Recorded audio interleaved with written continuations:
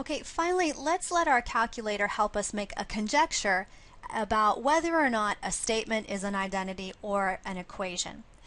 Okay, so here is the first example. I know I have 2 sine x, and I want to find out whether or not that's equal to, or if that is an identity for sine 2x. In other words, I'm going to take the left-hand side, graph it as y1, the right-hand side, graph it as y2, and I'm going to see what their graphs look like.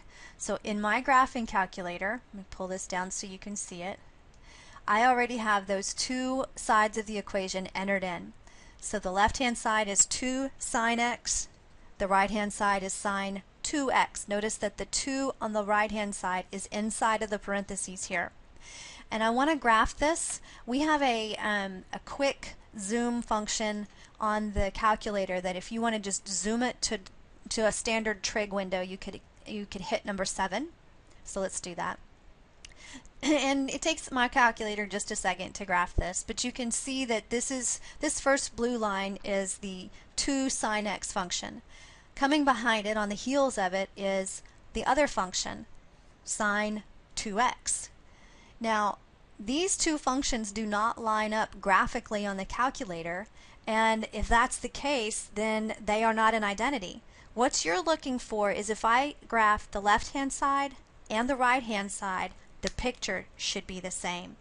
Okay, so I would say that this is not an identity. So let's go try that again, and this time I'm going to put these 2 equations in the calculator. Okay, so in the calculator I put the left-hand side as cosine 2x.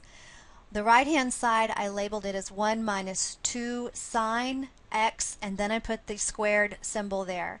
So when I graph this, okay, the blue line again is going to be the left-hand side of my equation, and then we need to see whether or not the right-hand side lays on top of it. It's hard to tell with the color right here, but I'm not getting another picture, and my graph is actually being graphed. The second line is, since these 2 lines, the calculator's done, the 2 lines laid on top of each other, therefore this is an example of an identity. And that's one way to get our calculator to show it for us.